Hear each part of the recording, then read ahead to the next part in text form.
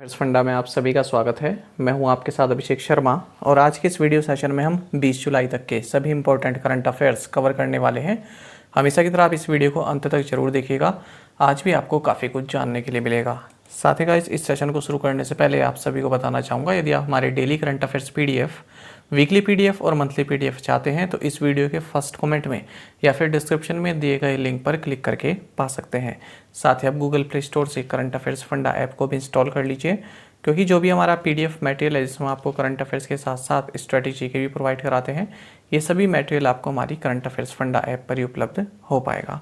हमारे PDF course से संबंधित यदि आपका कोई भी डाउट है, कुछ भी आप पूछना चाहते हैं तो कमेंट बॉक्स में ज़रूर लिखिएगा। तो चलिए फिर करते हैं शुरुआत इस वीडियो सेशन की। Which state recently launched EFIR facility and police app? हाल ही में किस राज्य ने EFIR सुविधा और पुलिस ऐप लॉन्च किया है? ऑप्शंस आपके सामने हैं। सही आंसर ऑप्शन सी रहेगा, उत्तराखंड। तो देखिए, उत्तराखंड के चीफ मिनिस्टर पुष्कर सिंह धामी, इन्होंने जो स्टेट पुलिस का हेडक्वार्टर है देहरादून में, यहाँ EFIR फैसिलिटी और उत्तराखंड पुलिस ऐप को लॉन्च किया है। आपको जानना चाहिए, उत्तराखंड के governor lieutenant general retired Gurmeet Singh हैं। चीफ मिनिस्टर जैसे कि बताया गया है पुष्कर सिंह धामी है। कैपिटल्स देहरादून है, विंटर गैरसैन समीर। हाल ही में हमने उत्तराखंड से संबंधित काफ़ी महत्वपूर्ण करंट अफेयर्स पढ़े हैं, उनको एक बार रिवाइज कर लेते हैं। पहला तो ये कि डिफेंस मिनिस्ट्री ने उत्तराखंड के लिए एक exclusive defence states circle establish करने के लिए अप्रूवल दे दिया है। जस्टिस विपिन संघी, ये उत्तराखंड हाई कोर्ट के चीफ जस्टिस नियुक्त किए गए जून के महीने में। वर्ल्ड बैंक ने उत्तराखंड में रेनफेड फार्मिंग को प्रमोट करने का एक प्रोजेक्ट है, उसको अप्रूव कर दिया है। आपको जानना चाहिए, उत्तराखंड गवर्नमेंट ने एक एक्सपर्ट कमेटी को सेटअप किया है जो कि यूनिफॉर्म सिविल कोड को एग्जामिन करेगी और राज्य में उसको किस तरह से इम्प्लीमेंट किया जाए इस पर अपनी सिफारिश देगी, और इस कमेटी को हेड करेंगी रंजना देसाई। साथ ही आपको जानना चाहिए, हाल ही में एक रिसर्च में बताया गया कि सबसे ज़्यादा बर्ड स्पीसीज इंडिया में ये उत्तराखंड में है और दूसरे नंबर पर है वेस्ट बंगाल। ये सभी हमने MCQ फॉर्मेट में भी किए हुए हैं। Maharashtra governor presented the Mother Teresa Memorial Award for 2021 to actor and UN Goodwill Ambassador for Environment Diya Mirza and UN Champion of the Earth awardee Afroz Shah. Maharashtra के राज्यपाल ने अभिनेत्री और पर्यावरण के लिए संयुक्त राष्ट्र सद्भावना राजदूत दिया मिर्जा और UN champion of the earth पुरस्कार विजेता अफरोज शाह को 2021 के लिए मदर टेरेसा मेमोरियल पुरस्कार प्रदान किया है। सही आंसर ऑप्शन डी है, भगत सिंह कोश्यारी। तो यहाँ पर महाराष्ट्र के राज्यपाल का नाम पूछा गया। तो देखिए, महाराष्ट्र के गवर्नर भगत सिंह कोश्यारी, इन्होंने mother Teresa memorial award for 2021 दिया है दिया मिर्जा को और अफरोज शाह को। Afroz Shah UN champion of the earth awardee हैं।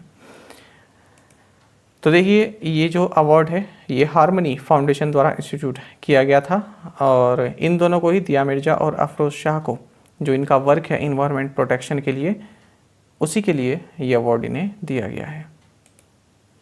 Name the mascot launched by the department of consumer affairs for empowering consumers and generating awareness towards their rights. उपभोक्ताओं को सशक्त बनाने और उनके अधिकारों के प्रति जागरूकता पैदा करने के लिए उपभोक्ता मामलों के विभाग द्वारा लॉन्च किए गए शुभंकर का नाम क्या है? ऑप्शंस आपके सामने हैं। सही आंसर ऑप्शन सी है, जागृति। आपको जानना चाहिए, डिपार्टमेंट ऑफ कंज्यूमर अफेयर्स ने जागृति नाम का एक मास्कॉट यानी कि शुभंकर लॉन्च किया है। तो इस शुभंकर के जरिए जो डिपार्टमेंट ऑफ कंज्यूमर अफेयर्स है, ये चाहती है कि जो ग्राहक हैं वो अपने अधिकारों को पहचाने और कोई भी अगर वो प्रॉब्लम फेस करते हैं तो उसको रिपोर्ट करें। साथ ही ये जो मास्कॉट है, ये जब दर्शाया जाएगा, दिखाया जाएगा, तो इसके साथ ही जागो ग्राहक जागो, इस तरह की टैगलाइन भी इसमें इस मीडिया कैंपेन में आपको दिखेगी, इस मास्कॉट के साथ, जागृति मास्कॉट के साथ। Who has been given the additional charge as the new governor of West Bengal after the resignation of Jagdeep Dhankhar? Jagdeep Dhankhar के इस्तीफे के बाद पश्चिम बंगाल के नए राज्यपाल के रूप में किसे अतिरिक्त प्रभार दिया गया है? ऑप्शंस आपके सामने हैं। सही आंसर ऑप्शन ए है, ला गणेशन। आपको जानना चाहिए, हाल ही में प्रेसिडेंट रामनाथ कोविंद ने वेस्ट बंगाल के जो गवर्नर रहे जगदीप धनखड़, इनका रेजिग्नेशन, इनका इस्तीफ़ा मंजूर कर लिया है। और इन्होंने इस्तीफ़ा क्यों दिया है? क्योंकि नेशनल डेमोक्रेटिक अलायंस यानी कि एनडीए ने जगदीप धनखड़ जी को अपना वाइस प्रेसिडेंट कैंडिडेट नियुक्त किया है। और अब इनके बदले वेस्ट बंगाल के गवर्नर का जो एडिशनल चार्ज है ये दिया गया है ला गणेशन को, जो कि मणिपुर के गवर्नर हैं। Which bank was named the world's best SME bank by Euromoney? Euromoney द्वारा किस बैंक को विश्व का सर्वश्रेष्ठ एसएमई बैंक नामित किया गया? ऑप्शंस आपके सामने हैं। सही आंसर ऑप्शन ए रहेगा डीबीएस। देखिए डीबीएस, इसको वर्ल्ड का बेस्ट एसएमई बैंक रिकॉग्नाइज किया गया है यूरोमनी द्वारा, और दूसरी बार इसको ये अवार्ड दिया गया है। इसी के साथ साथ यूरोमनी ने जो डीबीएस की fixed income execution market place है, इसको भी वर्ल्ड का best financial innovation of the year का अवार्ड दिया है। तो ये जो आपका DBS fixed income execution market place है, ये एशिया का first automated digital bond issuance platform है, जहाँ पर कि जो इशूअर है वो डायरेक्टली इन्वेस्टर से कनेक्ट हो सकते हैं इस प्लेटफॉर्म पर। इसके अतिरिक्त 2 और अवार्ड इसको मिले हैं डीबीएस को, एक तो एशिया का best bank for wealth management और दूसरा है हांगकॉन्ग्स बेस्ट बैंक। बाकी आपको जानना चाहिए डीबीएस के बारे में। हेडक्वार्टर सिंगापुर में है, सीईओ पीयूष गुप्ता है और चेयरमैन है पीटर सियो। NITI Aayog and which of the following launched initiative on main streaming millets in Asia and Africa? NITI Aayog और निम्नलिखित में से किसने एशिया और अफ्रीका में बाजरा को मुख्य धारा में लाने की पहल शुरू की है? ऑप्शंस आपके सामने हैं। सही आंसर ऑप्शन ए रहेगा वर्ल्ड फूड प्रोग्राम। तो देखिए नीति आयोग और वर्ल्ड फूड प्रोग्राम इंडिया, इन्होंने एक इनिशिएटिव लॉन्च किया है। इनिशिएटिव का नाम क्या है? Mapping and exchange of good practices initiative for main streaming millets. इसको एशिया एंड अफ्रीका में लॉन्च किया है। तो इसका उद्देश्य क्या है? एशिया में और अफ्रीका में जो मिलेट्स है उसका कंजम्पशन बढ़े, उसका प्रोडक्शन भी बढ़े। ठीक है, तो इस तरह की कुछ अच्छी प्रैक्टिसेस हों, तो उसके बारे में ये पूरा एक ब्यौरा तैयार करेंगे। बाकी आपको जानना चाहिए वर्ल्ड फूड प्रोग्राम के बारे में। इसकी स्थापना 1961 में हुई थी, हेडक्वार्टर्स रोम इटली में है और नोबेल पीस प्राइज़ भी इसको साल 2020 में दिया गया। अच्छा, इसी की तरह एक ऑर्गेनाइजेशन और होती है फूड एंड एग्रीकल्चर ऑर्गेनाइजेशन, ये हमारे ऑप्शन में भी था, है ना, फाओ जिसको बोलते हैं, और एक ही हो गया वर्ल्ड फूड प्रोग्राम। तो दोनों नाम एक जैसे हैं ना, दोनों ही फूड से संबंधित है, पर इनमें डिफरेंस है। देख लेते हैं क्या है। देखिए दोनों ही यूनाइटेड नेशंस के तहत आते हैं। जो ये फाओ है, फूड एंड एग्रीकल्चर ऑर्गेनाइजेशन, ये एक स्पेशलाइज्ड ऑर्गेनाइजेशन है, जबकि जो वर्ल्ड फूड प्रोग्राम है ये यूएनडीपी के तहत एक प्रोग्राम है, यूनाइटेड नेशन डेवलपमेंट प्रोग्राम के तहत ये एक प्रोग्राम है। ठीक है, और फाओ क्या है? ये एक स्पेशलाइज्ड ऑर्गेनाइजेशन है। अच्छा, दोनों में सेम ये है कि दोनों का ही हेडक्वार्टर्स रोम में है, पर जो फाओ है इसकी स्थापना काफ़ी पहले हो गई थी 1945 में, जबकि वर्ल्ड फूड प्रोग्राम की स्थापना 1961 में हुई है। Union minister of micro small and medium enterprises launched Repos pay, a mobile electric charging platform and phygital, a fintech platform at fuelling India 2022। केंद्रीय सूक्ष्म लघु और मध्यम उद्यम मंत्री ने रेपो पे एक मोबाइल इलेक्ट्रिक चार्जिंग प्लेटफॉर्म और फिजिटल फिनटेक प्लेटफॉर्म, इसको फ्यूलिंग इंडिया 2022 कॉन्क्लेव में लॉन्च किया है। ऑप्शंस आपके सामने है। सही आंसर ऑप्शन बी है नारायण राणे। तो इस क्वेश्चन में आपसे जो union minister of micro small and medium enterprises हैं, इनका नाम पूछा गया था, कौन है? सही answer option B Narayan Rane है। तो नारायण राणे ने एक तो रिपोज पे, जो कि एक मोबाइल इलेक्ट्रिक चार्जिंग प्लेटफॉर्म है, दूसरा है फिजिटल जो कि एक फिनटेक प्लेटफॉर्म है, इसको लॉन्च किया कहाँ पर? फ्यूलिंग इंडिया 2022 कॉन्क्लेव में। तो देखिए जो रिपोज पे है, यहाँ पर क्या होगा? तो कोई भी व्यक्ति है वो अपना मोबाइल इलेक्ट्रिक चार्जिंग व्हीकल को ऑर्डर कर सकता है इस ऐप के जरिए और अपने व्हीकल को चार्ज कर सकता है। किसके तहत? रिपोज पे के तहत। दूसरा है फिजिटल। देखिए फिजिटल का मतलब क्या हुआ? फिजिकल प्लस डिजिटल से मिलकर बना है फिजिटल, यानी कि फिजिकल और डिजिटल दोनों ही तरह के कॉम्बिनेशन किसी एक चीज़ में ला देना, तब उसको बोल देते हैं फिजिटल। तो देखिए यहाँ पर कंज्यूमर जो है बाय नाउ पे लेटर की सुविधा इस फिनटेक प्लेटफॉर्म से उठा सकते हैं। जब फ्यूल कंज्यूमर हैं वो बाय नाउ पे लेटर की सुविधा इससे ले सकते हैं। The Defense Ministry has set up an apex committee to conduct performance and efficiency audit of assets of the armed forces. Who will head this committee? रक्षा मंत्रालय ने सशस्त्र बलों की संपत्ति का प्रदर्शन और दक्षता ऑडिट करने के लिए एक शीर्ष समिति का गठन किया है। इस समिति का नेतृत्व कौन करेगा? ऑप्शंस आपके सामने है, सही आंसर ऑप्शन बी रहेगा, डिफेंस सेक्रेटरी। तो देखिए, डिफेंस मिनिस्ट्री ने एक एपेक्स कमेटी बनाई है, किस लिए? जो ऑडिट होता है ना, जो लॉजिस्टिक्स हैं, इन्वेंट्री है, मेंटेनेंस ऑफ असेट्स हैं आर्म फोर्सेस के, इन सभी के परफॉर्मेंस और जो इनकी एफिशिएंसी है उसके ऑडिट के लिए कमेटी बनाई है। और इस कमेटी को हेड कौन करेगा? डिफेंस सेक्रेटरी, जो कि अजय कुमार है। The national academy of agriculture research management NAARM has backed the Sardar Patel Outstanding ICR Institute Award 2021. In which state is the academy located? राष्ट्रीय कृषि अनुसंधान प्रबंधन अकादमी ने सरदार पटेल उत्कृष्ट ICAR संस्थान पुरस्कार 2021 प्राप्त किया है। यह अकादमी किस राज्य में स्थित है? सही आंसर ऑप्शन ए है, तेलंगाना। तो देखिए, national academy of agriculture research management, जिसे आप NAARM के नाम से जानते हैं, इसने Sardar Patel outstanding ICAR institute award 2021 जीता है। और ये जो एकेडमी है ये आपकी हैदराबाद, तेलंगाना में लोकेटेड है। Name the Indian navy's kilo class submarine that was decommissioned from service at Visakhapatnam after 35 years in service.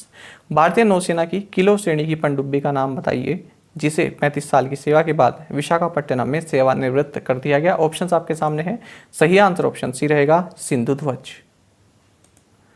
देखिए, इंडियन नेवी की एक किलो क्लास सबमरीन है जिसका नाम है INS सिंधु ध्वज। अब इसको सेवानिवृत्त कर दिया गया है, यानी कि डीकमीशन कर दिया गया है सर्विस से। कहाँ पर? विशाखापट्टनम में, 35 साल की सेवा के बाद। और इसी के साथ अब भारत की नेवी के पास 15 कन्वेंशनल सबमरीन रही हैं। आपको जानना चाहिए, जो ये INS सिंधु ध्वज है, इसको इंडियन नेवी में जून 1987 में कमीशन किया गया था, यानी कि सर्विस में लाया गया था। तब इंडिया के पास 10 किलो क्लास सबमरीन्स थी, उनमें से एक ये भी थी, और इसको रशिया से एक्वायर्ड किया गया था। ये सभी जो किलो क्लास सबमरीन है, इनको 1986 से 2000 के बीच में रशिया से एक्वायर्ड किया गया। Nirmal Singh Kahlon passed away recently, who was he? Nirmal Singh Kahlon का हाल ही में निधन हो गया, वह कौन थे? ऑप्शंस आपके सामने हैं, सही आंसर ऑप्शन ए रहेगा, फॉर्मर पंजाब स्पीकर। तो देखिए, निर्मल सिंह कहलोन ये फॉर्मर पंजाब स्पीकर रहे और शिरोमणि अकाली दल के लीडर रहे। इनका हाल ही में निधन हो गया। तो ये rural development and panchayat minister भी रहे 1997 से 2002 के बीच। साथ ही पंजाब की जो लेजिस्लेटिव असेंबली है उसके स्पीकर भी रहे 2007 से 2012 के बीच में। Which country has topped the Expat Insider Rankings for 2022? 2022 के लिए एक्सपर्ट इंसाइडर रैंकिंग में कौन सा देश शीर्ष पर है? ऑप्शंस आपके सामने हैं, सही आंसर ऑप्शन बी है, मैक्सिको। तो यहाँ पर आप टॉप 10 भी देख सकते हैं, चलिए जानते हैं। देखिए, एक्सपैट का मतलब क्या होता है? वो व्यक्ति जो अपने कंट्री के अलावा किसी दूसरी कंट्री में रहता है। अब वो कोई स्किलफुल वर्कर भी हो सकता है ना, कोई एम्प्लॉय हो सकता है जो अपने देश के अलावा किसी और देश में रहता है, यानी कि जिस कंट्री में रह रहा है वो उसका देश नहीं है। तो इस तरह का कौन सा देश है जो सबसे ज़्यादा पसंद किया जा रहा है, जहाँ पर रहना अच्छा लगता है लोगों अपने देश के अलावा? तो इस तरह की एक रिपोर्ट है एक्सपैट इंसाइडर रैंकिंग्स फॉर 2022। इसको रिलीज़ किया है इंटरनेशंस के द्वारा। इसमें बताया गया है कि मैक्सिको टॉप पर है, यानी कि एक्सपैट्स के लिए जो सबसे बेस्ट कंट्री है वो मैक्सिको है। 52 कंट्रीज़ को यहाँ पर शामिल किया गया है और इनमें भारत की पोजीशन है 36वीं पोजीशन भारत की है। और इंडोनेशिया दूसरे नंबर पर है, उसके बाद फिर तीसरे पर ताइवान, पुर्तगाल, Spain, UAE, Vietnam, Thailand, Australia, Singapore रहे टॉप 10 में। और बात करें सबसे लास्ट रैंक किसकी है, 52nd, ये है कुवैत की। यहाँ पर भी देख सकते हैं, फिर कुवैत से पहले न्यूजीलैंड, फिर हांगकांग, इस तरह से ये बॉटम 10 है। Bhupinder Singh who passed away recently was an eminent. Bhupinder Singh जिनका हाल ही में निधन हो गया, वे एक प्रख्यात क्या थे? ऑप्शंस आपके सामने है, सही आंसर ऑप्शन भी रहेगा, सिंगर। तो देखिए, भूपिंदर सिंह ये इंडियन म्यूजिशियन है और गज़ल सिंगर भी रहे, बॉलीवुड प्लेबैक सिंगर रहे। इनका हाल ही में निधन हो गया है 18 जुलाई को 82 साल की उम्र में। तो कई फेमस सॉन्ग्स हैं इनके, आप देख भी सकते हैं। Who has become the first Indian shooter to win gold medal in men's skeet event at ISSF World Cup? ISSF विश्व कप में पुरुषों की स्कीट स्पर्धा में स्वर्ण पदक जीतने वाले पहले भारतीय निशानेबाज कौन बने? ऑप्शंस आपके सामने हैं। सही आंसर ऑप्शन बी रहेगा, मेराज अहमद खान। आपको जानना चाहिए international shooting sport federation world cup stage ये चांगवॉन साउथ कोरिया में चल रहा है और मानकर चलिए आपके आने वाले एग्जाम में यहाँ से क्वेश्चन बनने की पूरी संभावना है। बाद में आपके साथ एक साथ मेडल टैली भी जब ये संपन्न हो जाएगा तो मेडल टैली भी आपके साथ शेयर करूँगा, पर फिलहाल आप इस स्लाइड को जरूर देखिएगा। देखिए शूटिंग में जो मेराज अहमद खान है भारत के, इन्होंने इतिहास रच दिया है और ये फर्स्ट इंडियन शूटर बने हैं जिन्होंने गोल्ड मेडल जीता है मेंस स्कीट इवेंट में। इसी वर्ल्ड कप की बात चलेगी जितने भी विनर्स आएंगे। अब देखिए अंजुम मौदगिल, इन्होंने ब्रॉन्ज मेडल जीता है women's 50 metre rifle 3 positions event में। संजीव राजपूत, चैन सिंह, ऐश्वरी प्रताप सिंह तोमर, इन तीनों की टीम ने सिल्वर मेडल जीता है मेंस 3P टीम इवेंट में। और इससे पहले आपको बता दें इंडिया के अर्जुन बबूता, इन्होंने भारत का जो है फर्स्ट गोल्ड मेडल इसमें जीता था जब ये इवेंट शुरू हुआ। फिर मेहुल घोष और शाहू तुषार माने, इन्होंने भी गोल्ड मेडल जीता 10 metre air rifle mixed team final में। और ऐश्वरी प्रताप सिंह तोमर, इन्होंने गोल्ड मेडल जीता 50 मीटर राइफल 3 पोजीशंस इवेंट में। साथ ही पृथ्वीराज तोंदेवन, विवान कपूर और भुवनीश मेंदिरता, इन्होंने भी सिल्वर मेडल जीता है। साथ ही शिवा नरवाल और पलक, इन्होंने ब्रॉन्ज मेडल जीता 10 metre air pistol mixed team category में। Which insurer has launched automation of vehicle inspection for insurance renewals with artificial intelligence based technology?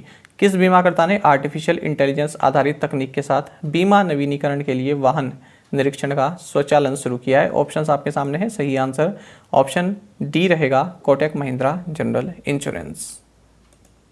तो देखिए Kotak Mahindra general insurance company, इन्होंने अब कोई अपना इंश्योरेंस रिन्यू कराना चाहता है तो अपने व्हीकल का, तो क्या होता है उसका रीइंस्पेक्शन होता है, उसका इंस्पेक्शन होता है ना फिर से, तो उसको ऑटोमेट कर दिया है, यानी कि स्वतः उसका इंस्पेक्शन किया जा सकता है आर्टिफिशियल इंटेलिजेंस की मदद से। ऑटोमेशन आप समझते हैं ना, ऑटोमेशन का मतलब क्या होता है, अपने आप ही जो सिस्टम है उसके थ्रू पूरा जो भी हम काम करना चाहते हैं, यानी कि जो व्यक्ति है उसको टच नहीं करना पड़ेगा, अपने आप ऑटोमेशन हो जाए। ऑटोमेशन के जरिए अपने आप कोई भी काम हो सकता है, यानी कि मशीन के जरिए, किसी सॉफ्टवेयर के जरिए, इस तरह से। तो इसके तहत जो Kotak Mahindra general insurance company है, इसने इस इंस्पेक्ट लैब्स के साथ पार्टनरशिप की है इसी के लिए, व्हीकल इंस्पेक्शन प्रोसेस के लिए। ये कोई जो अगर कोई फ्रॉड करे तो उसको भी डिटेक्ट कर सकती है। बाकी कोटक महिंद्रा जनरल इंश्योरेंस के बारे में आपको जानना चाहिए। MD and CEO Suresh Agarwal है, हेडक्वार्टर्स मुंबई महाराष्ट्र में है। Which company has signed an MOU with Finergy for aluminium air battery technology? Aluminium air battery प्रौद्योगिकी के लिए किस कंपनी ने फिनर्जी के साथ समझौता ज्ञापन पर हस्ताक्षर किए? ऑप्शंस आपके सामने हैं। सही आंसर ऑप्शन डी है, हिंडाल्को। देखिए हिंडाल्को ने एक MOU साइन किया है फिनर्जी के साथ। फिनर्जी क्या है, इसराइल बेस्ड कंपनी है जो कि मेटल एयर बैटरी टेक्नोलॉजी से संबंधित है। एक तो फिनर्जी के साथ किया है, साथ ही IOC फिनर्जी के साथ भी किया है, जो कि जॉइंट वेंचर है फिनर्जी और इंडियन एनर्जी, जो हमारा पब्लिक सेक्टर एंटरप्राइज है, इंडियन ऑयल कॉर्पोरेशन, इनके बीच में एक जॉइंट वेंचर कंपनी है ये IOC फिनर्जी। तो इनके साथ हिंडाल्को ने एक MOU साइन किया है। किस सब्जेक्ट पर? Research and development and pilot production of aluminium plates, aluminium plates के पायलट प्रोडक्शन के लिए, ठीक है। और किस काम के लिए, क्या टारगेट रहेगा? Aluminium air batteries and recycling of aluminium. बाकी आपको जानना चाहिए हिंडाल्को इंडस्ट्रीज के बारे में। तो ये आदित्य बिरला ग्रुप की सब्सिडरी है, इसका हेडक्वार्टर्स मुंबई महाराष्ट्र में। सतीश पाई इसके MD हैं। Which bank has signed MOU with Haryana to distribute mobile phones? Mobile phone वितरित करने के लिए किस बैंक ने हरियाणा के साथ समझौते ज्ञापन पर हस्ताक्षर किए? सही answer option C, Indian bank है। तो देखिए इंडियन बैंक ने गवर्नमेंट ऑफ हरियाणा के साथ एक पैक्ट साइन किया है, जिसके तहत कंज्यूमर्स को यूनिफाइड पेमेंट इंटरफेस सिस्टम के तहत मोबाइल फोन्स डिस्ट्रीब्यूट किए जाएंगे। साथ ही आपको इंडियन बैंक संबंधित एक और करंट अफेयर जानना चाहिए कि इंडियन बैंक ने Tata motors passengers vehicles limited के साथ भी पार्टनरशिप की है to offer its car loans to customers. बाकी इंडियन बैंक के बारे में बात करें तो MD and CEO Satish Shantilal Jain है। हेडक्वार्टर्स चेन्नई तमिलनाडु में। टैगलाइन है taking banking technology to common man your own bank. Which payments provider announced its tokenisation solution token vault. किस भुगतान प्रदाता ने अपने टोकन समाधान टोकन वॉल्ट की घोषणा की? सही आंसर ऑप्शन डी रहेगा कैश फ्री पेमेंट्स। देखिए leading payments and API banking solution company है कैश फ्री पेमेंट्स, तो इसने अपना टोकनाइजेशन सॉल्यूशन जिसका नाम टोकन वॉल्ट है इसको अनाउंस कर दिया है। मैंने आपको बताया है कि टोकनाइजेशन क्या होता है कई बार। तो देखिए जो ये टोकन वॉल्ट है तो ये जो फीचर है इंटरऑपरेबिलिटी फीचर जो है तो ये उन सभी बिजनेस को या फिर मर्चेंट को हेल्प करेगा जो कि मल्टीपल पेमेंट गेटवेज को यूज़ कर रहे हैं टोकनाइज्ड कार्ड ट्रांजैक्शन के लिए। RBI has increased the external commercial borrowing limit under the automatic route from $750 million per financial year to what amount? RBI ने स्वचालित मार्ग के तहत बाहरी वाणिज्यिक उधार की सीमा को 750 मिलियन अमेरिकी डॉलर प्रति वित्तीय वर्ष से बढ़ाकर कितनी राशि तक कर दिया है? ऑप्शंस आपके सामने है। सही आंसर ऑप्शन डी रहेगा 1.5 बिलियन $। देखिए रिजर्व बैंक ऑफ इंडिया ने जो कंपनीज के लिए ओवरसीज बोरोइंग लिमिट है उसको बढ़ा दिया है। साथ ही गवर्नमेंट बॉन्ड्स में जो फॉरेन इन्वेस्टमेंट से संबंधित जो भी नॉर्म्स हैं जो भी गाइडलाइंस हैं उनको भी थोड़ा लिबरलाइज्ड किया है, यानी उनमें थोड़ी सी ढील दी है, उनको थोड़ा और आसान कर दिया है। तो देखिए यहाँ पर रिजर्व बैंक ऑफ इंडिया ने external commercial borrowing limit under the automatic route इसको $750 मिलियन से बढ़ाकर 1.5 बिलियन $, पर फाइनेंशियल ईयर कर दिया है। हाल ही में हमने ये भी देखा कि रिजर्व बैंक ऑफ इंडिया ने 11 जुलाई को रूपी settlement system for international trade इसका अनावरण किया है। यानी कि रूपी में भी जो इंटरनेशनल ट्रेड है, यानी कि कोई कुछ खरीदा है या फिर किसी का भुगतान करना है तो वो कोई भी कंपनी कर सकती है, उसको पहले RBI से जो है अपने जो अनुमति है वो लेनी होगी। तो ऐसा पहली बार नहीं है कि रिजर्व बैंक ऑफ इंडिया ने रूपी सेटलमेंट सिस्टम को लॉन्च किया है, पहले भी ये लॉन्च हो चुका है। ठीक है, तो जिस तरह से रुपया गिरता जा रहा है उसी की वजह से इसको किया गया है। यानी कि इंडिया ईरान हो गया या फिर इंडिया और कोई कंट्री हो गया, वो चाहते हैं कि हाँ रुपये में सेटल कर सकते हैं, तो दोनों अपनी अपनी करेंसी को जो है मतलब एक दूसरी कंट्री करेंसी और हमारे भारत की करेंसी, ठीक है, एक दूसरे के जैसे हम कह सकते हैं कि एक दूसरे के अनुपात में है ना, दोनों की एक अकाउंट में मान लीजिए दोनों कंट्रीज़ ने उसको जमा कर दिया। मतलब ये आपको बहुत आसान लैंग्वेज में बता रहा हूँ। ईरान ने अपनी करेंसी को कुछ कर दिया, कुछ पैसे ईरान ने डाल दिए, कुछ पैसे भारत ने डाल दिए। अब एक्सचेंज रेट जो भी होगा उसके हिसाब से मान लीजिए भारत को भुगतान करना है तो भारत क्या करेगा, भुगतान करेगा उस अकाउंट से, है ना। और ईरान को भुगतान करना है रुपये में तो ईरान भी भुगतान करेगा, पहले जो भारत की करेंसी है ठीक है उसमें कन्वर्ट करेगा अपनी करेंसी को। तो इस तरह से ये चलता है काम। अच्छा, साथ ही आपको ये भी जानना चाहिए जो रिजर्व बैंक ऑफ इंडिया ने रूपी settlement system for international trade इससे संबंधित जो भी गाइडलाइंस जारी की हैं तो वो किसके तहत की है? Sections 10, 4 and 11(1) of the foreign exchange management act, जिसे फेमा बोलते हैं, 1999 के तहत। National legal services authority chairman Uday Umesh Lalit launched India's first AI powered digital Lok Adalat during the 18th all India legal services authorities meet held in which city. देखिए राष्ट्रीय कानूनी सेवा प्राधिकरण के अध्यक्ष उदय उमेश ललित ने किस शहर में आयोजित 18वीं अखिल भारतीय कानूनी सेवा प्राधिकरण की बैठक के दौरान भारत की पहली AI संचालित डिजिटल लोक अदालत का शुभारंभ किया है? ऑप्शंस आपके सामने हैं। सही आंसर ऑप्शन ए रहेगा जयपुर। देखिए जयपुर में 18वीं all India legal services authorities की एक मीटिंग संपन्न हुई है जयपुर राजस्थान में, और यहीं पर भारत की first AI powered digital Lok अदालत इसको भी लॉन्च किया गया। किसके द्वारा? नेशनल लीगल सर्विसेज अथॉरिटी के जो चेयरमैन है उदय उमेश ललित, इनके द्वारा।